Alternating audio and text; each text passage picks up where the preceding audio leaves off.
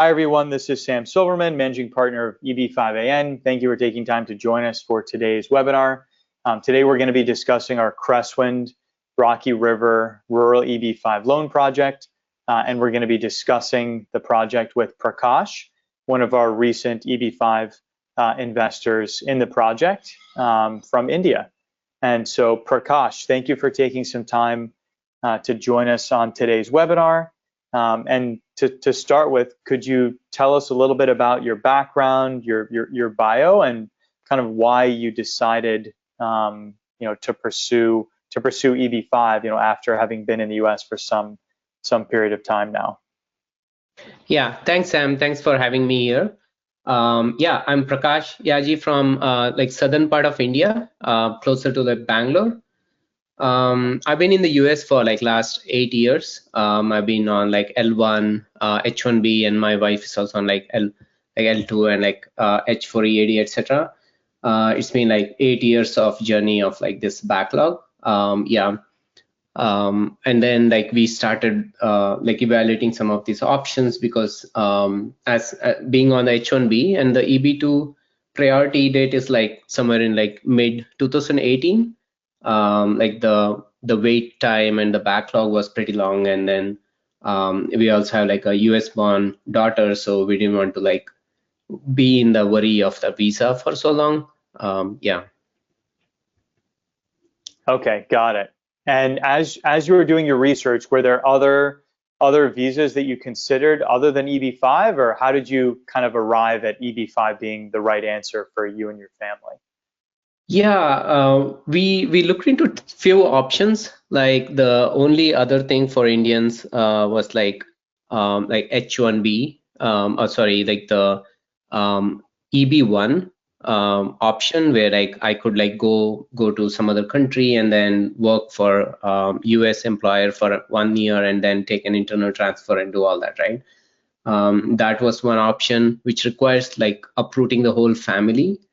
And we didn't want to go through all that process, and also you are at the mercy of the US employer to bring you back again to the country, and with all the economic situations, felt very risky option. And also the EB1C backlog is also growing for Indians, so with all that consideration, EB5 was the only other option that I could think of, which has the current status for Indians as well in the rural and urban TA. So right. That's became very attractive.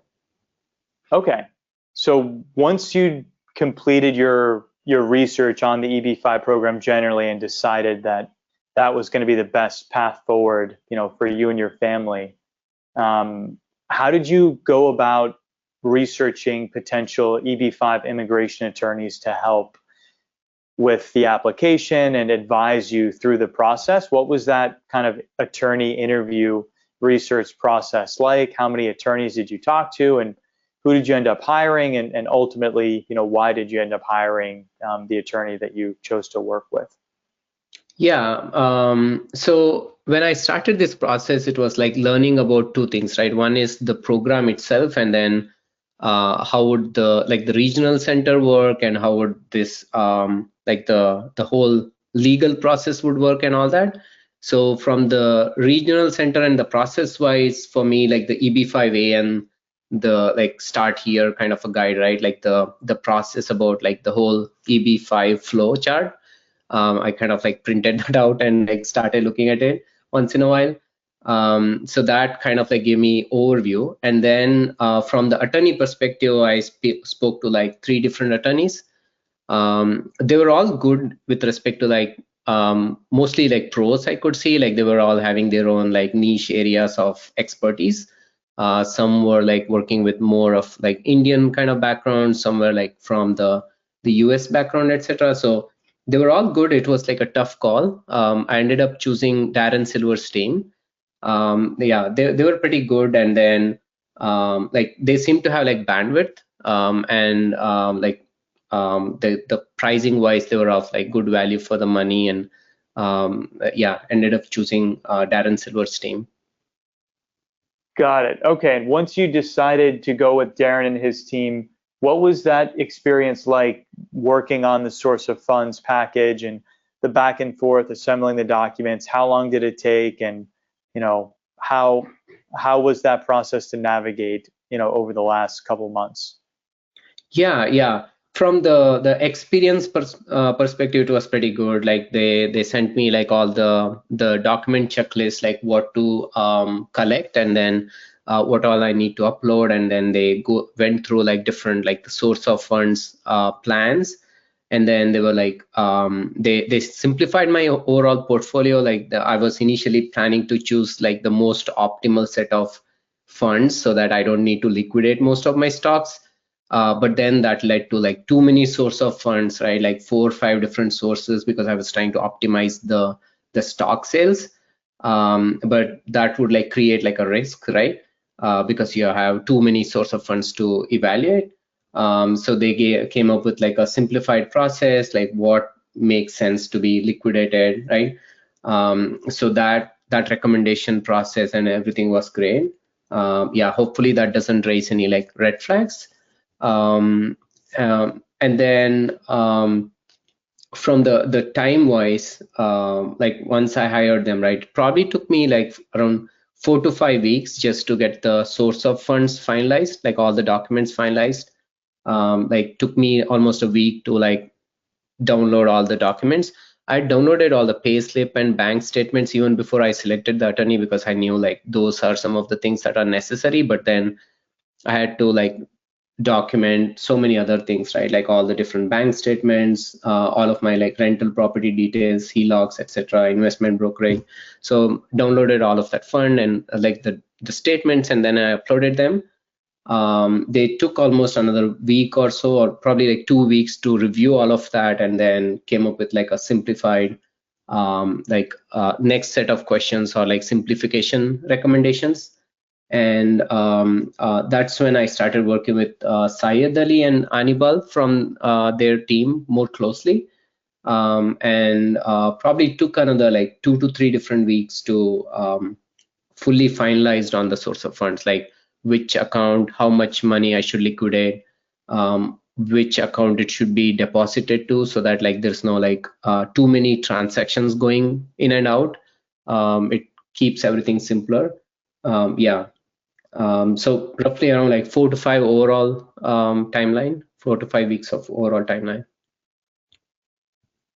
Got it. Okay. And now that you've gone through that process and everything's filed, looking back on that couple month process working with the attorney, what advice would you have for another H-1B Indian investor, considering doing EB-5 in terms of, how to pick an attorney and what to look for, knowing now what was involved, day by day going through that source of funds process?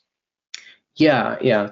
I would recommend them to like understand their own unique situation and hire the attorney that is more optimal, because I've seen a lot of people hire like Indian origin attorneys if they have like more Indian funds and so on and so forth, like different countries depending on their background.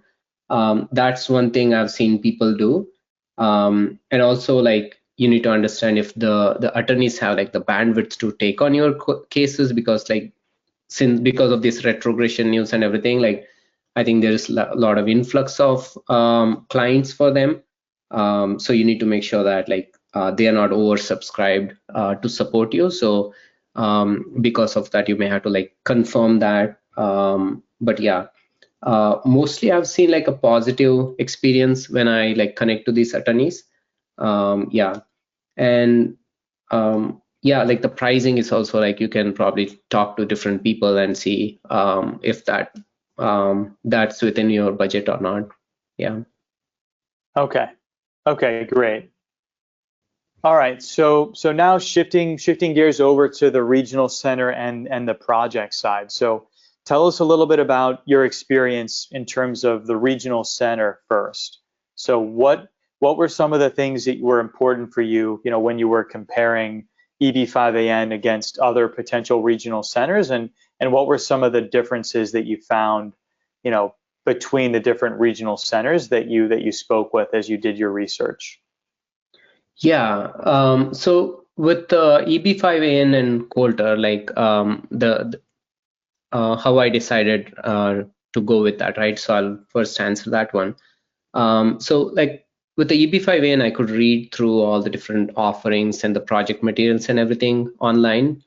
So EB5AN had like different types of projects as well, like some with like the hotel or like resort kind of one, and then some with the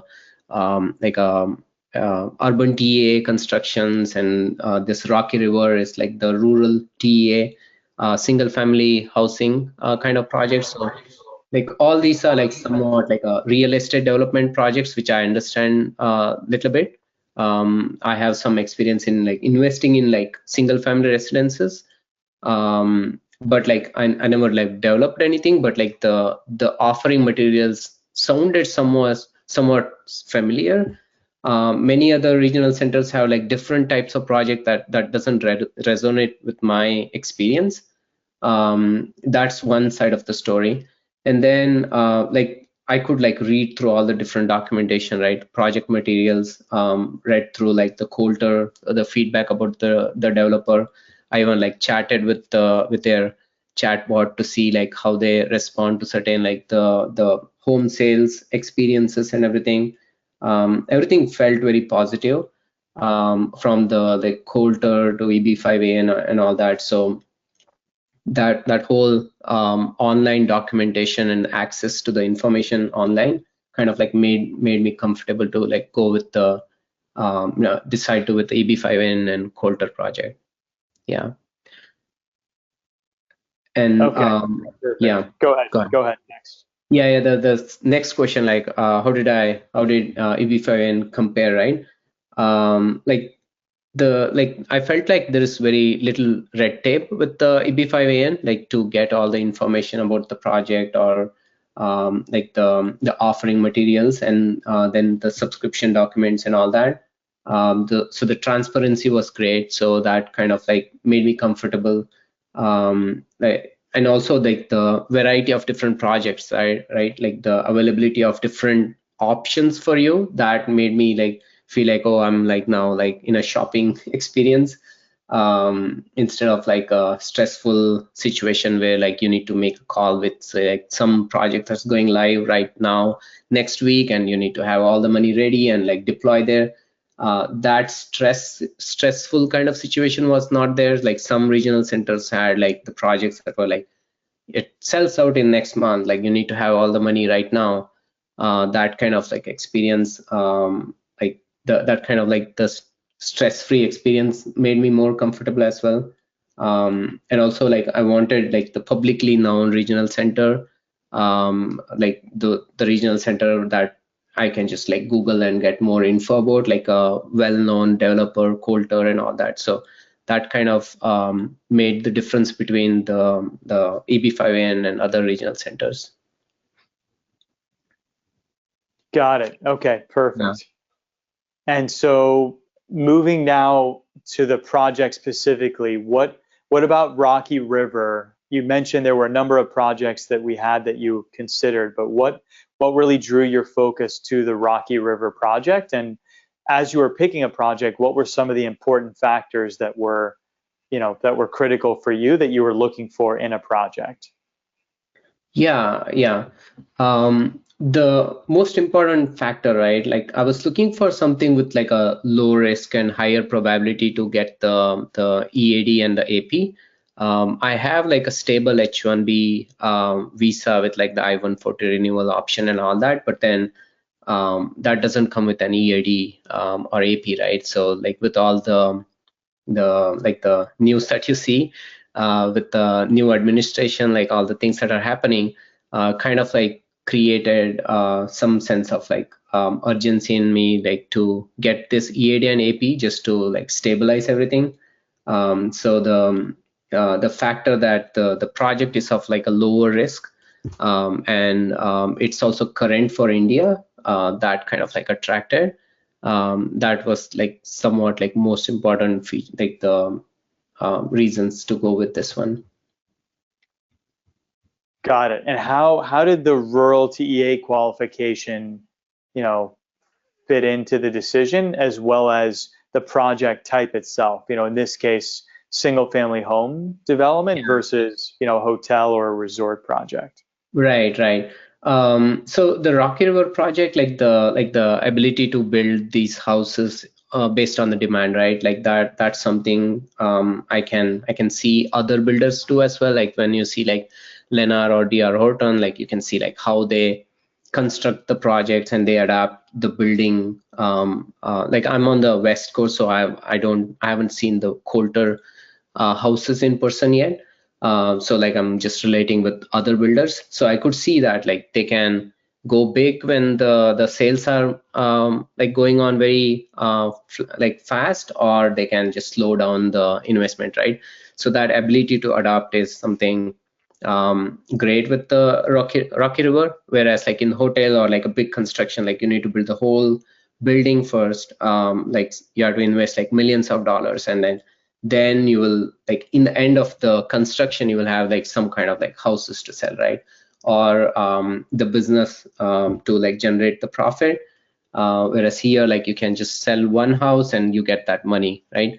And the project plans were to like rotate that funds over the period of like 5 to 7 years, so that kind of like made sense.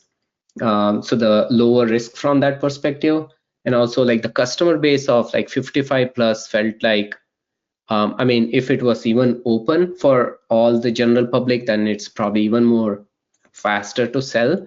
But the 55 plus limit still felt like it's like a wealthier customer base compared to like very young population, right? They would have like good chunk of money, maybe from their retirement or maybe from their savings over the period of till their age of 55.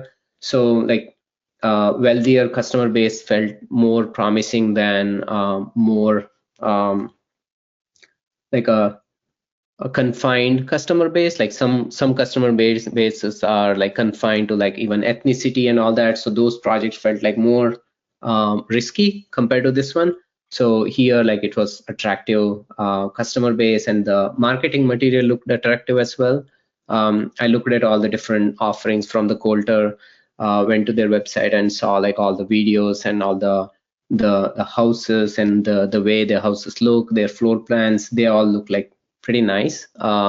They looked like attractive, and they're like the clubhouse and all that experiences felt like if I was like 55 and I wanted to retire, and if I had money to retire, I would probably choose one of those houses, right? So that felt like, okay, if I like that, then probably like other people also would like to buy those houses. That's where it made me feel comfortable. And also like the successful Twin Lakes project was like a one more cherry on top of like the similar project has been successful in another place in Georgia. So that made me like feel comfortable as well. And the Rocky River, even though it's like a rural TEA, when you look at the map, it's not that far from the city, right?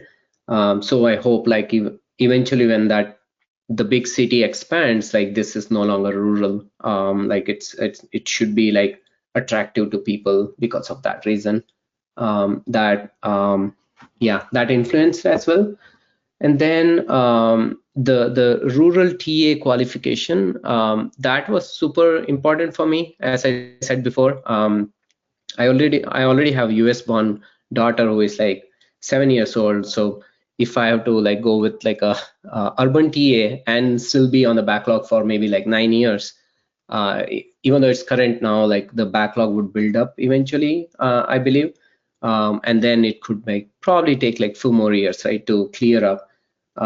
So then I may not get much like benefit of like this investment, right? I might as well like wait for another 4 or 5 years additional, and then I could get the through the family-based green card. I don't know like how much backlog or what's the process over there exactly, but like yeah, the urban TA being current, sorry, the rural TA being current made this very attractive because the backlog build up for the urban TA is pretty low. I looked at your other documentations and many other webinars from the EB5AN where I saw these charts and like projections by when the backlog would start and how would it clear. The rural one was it would build up, like there would be like probably a retrogression or a backlog, but the backlog may not be that long, right? That kind of made it attractive. So yeah, that's why I went with the Rocky River project. Okay, perfect. Yeah. That's really helpful, Prakash.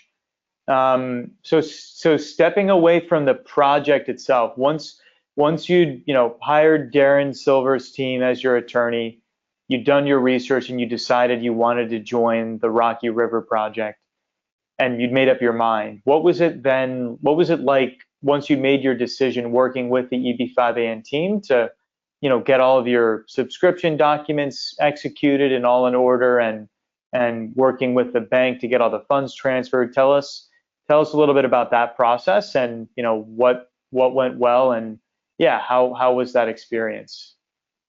Yeah. So going with the EB5AN team, right? So once I decided to go with the team, like the whole process was pretty smooth. Like from the once I selected the attorney, understanding the documentation, like I signed an NDA to get like more financial info and all that from Jordan, and then yeah, like the experience was very similar to like many other syndication projects like the Acre Trader or Farm Together, where you go through like the subscription documentation and then the offering presentation and all that. Like then you understand like what's the cash flow is going to look like, what's the project's timeline and all that info, right?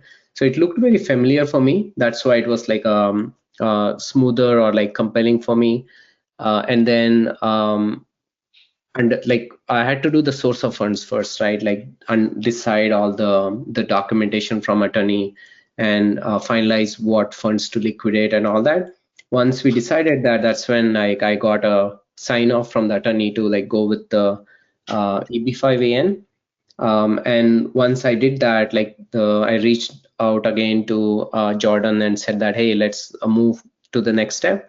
That's when I got the email from Andre, and then I got the subscription documents, signed all the document, and sent it back. Like once I did that, like the process was seamless. Like it probably like took me like a week, probably a week or two to finalize all the subscription documents, sign them, re-upload. Yeah, the process was pretty smooth. And then like the clear communication from the team, right? That kind of like made it easy as well. Every like all the documentation and the details were like shared with me. Many of the like details about the project or the offering document, like presentations about the document, those things were shared even before I signed the NDA. Like got all that info very smoothly. So that kind of like gave me first level of trust and the positive experience. And then we did the further like attorney analysis to finalize on the project, right? Once I did all of that, like the next step was about like the transferring the funds, right? Even that one was pretty smooth. Like I already like one of the question for me was like, how do I get this info about like what's that, like the account where the escrow account to transfer the funds, right? So all that info was very clear. It's in the subscription document. So I did that transfers, and once we transferred it, like I was having question about, hey, what's the actual process about like drawing the funds from this escrow to the actual project and all that. So I did the email conversation to understand the process of that transactions between my bank accounts to the escrow, and then escrow to the EB5AN, like, or sorry, like the Coulter, the builder's account, all that process, right? Everything was explained from Jordan, so that was helpful. Yeah, so then I got like a clear picture, like what needs to happen in which timeline, and then we just executed that. Got it. Okay, perfect.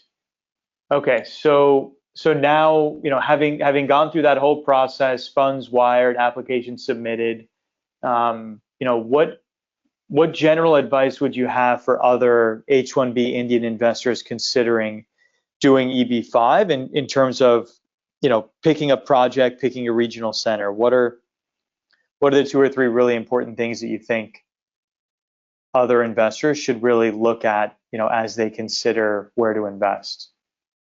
Yeah, I have like 3 points over there. Like first thing is like start early, hire your like the attorney fast. It's very easy to go with the analysis paralysis of like all the attorneys, all the regional centers, like so many options for you, right? So like it's easy to get lost in that. So make a decision fast and like move fast because of the timelines are pretty tight for Indians in terms of that the amount of period for which it will be current, right? That's kind of shrinking, I believe. So you need to like move fast with an attorney and like then start deciding on the projects. And the second thing is like keep your finances in order. Like be very mindful about what money you deposit into your main accounts, right? Like the salary accounts. The more different transactions happen there, or like the incoming funds, the more scrutiny you might receive eventually. I didn't have this plan to invest in EB5 for some time. Like it was like a decision probably like late last year.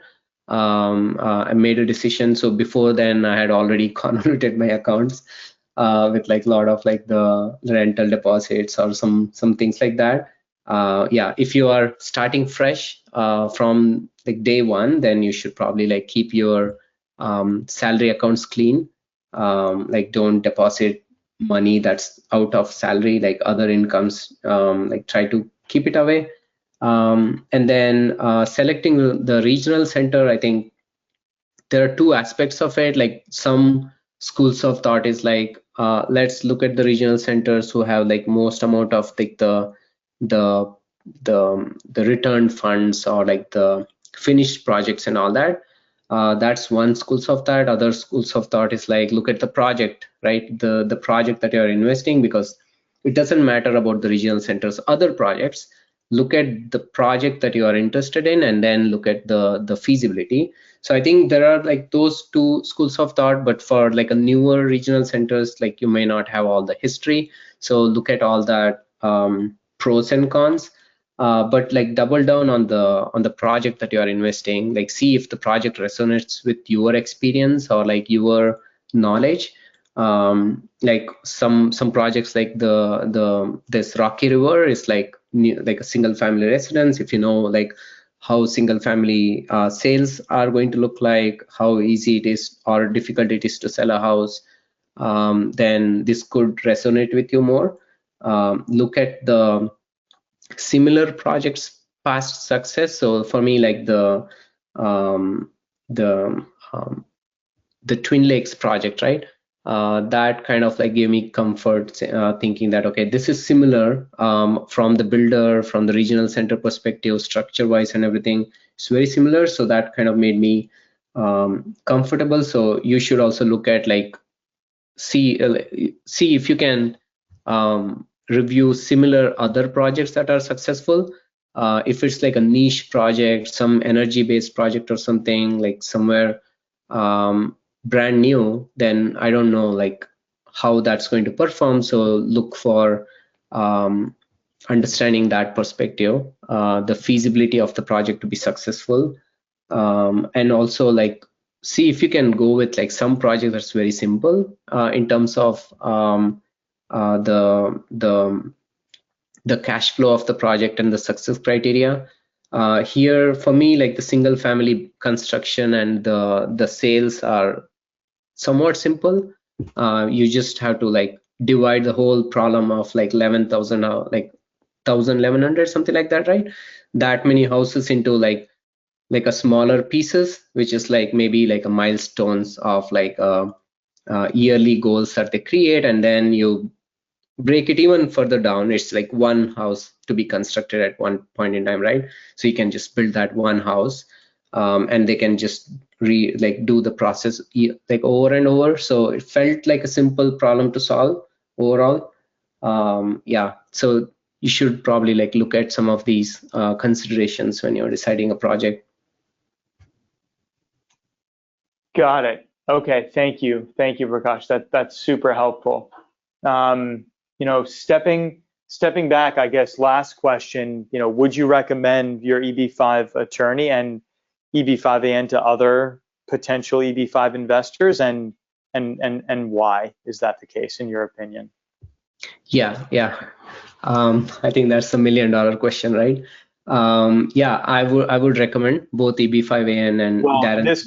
in this case, it's the $800,000 question. Yeah, I was about to say that. Yeah, 800, probably 80,000 dollar question. But yeah, yeah, I would definitely recommend both EB5AN and Darren Silver's team. The reasons I'll tell you, like when I started this whole process, I'll talk about maybe the attorney and then the regional center maybe. While deciding the attorney, like I didn't know like who these people are, right? You just like see these names in the internet, and then how do you even know that they're attorneys, right? So I went through like their websites and like all the testimonials, went through the state bar just to confirm that they are the registered lawyers and all that. So like it was a lot of anxiety, right? So much money to be invested, and then like you don't know if the money comes back or if these people really file your case, like all that unknown, right? So that's why it took me maybe like a month to decide all of these things.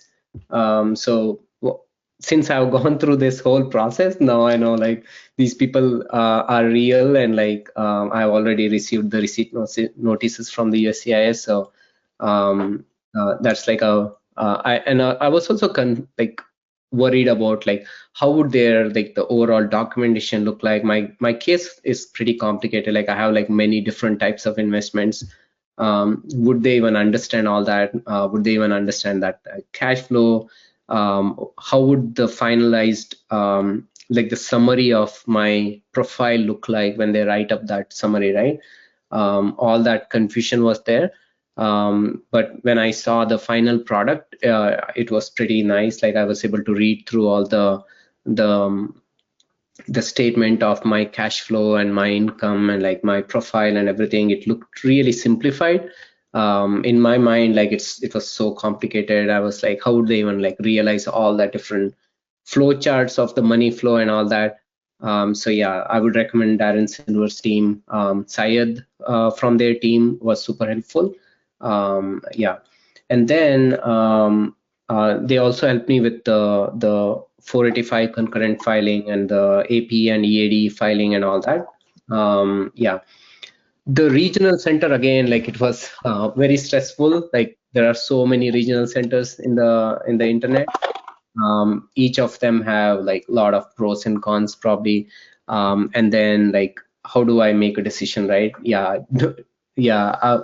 I don't want to go into like analysis paralysis there. So I went with all the public information and all that. So the public information is something that was helpful, like all these testimonials and like the real example of people investing, right?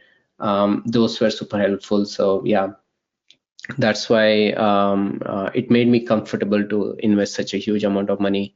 Otherwise, it was initially it was super tension. Yeah, it was stressful in the beginning. Perfect. Thank you, Prakash.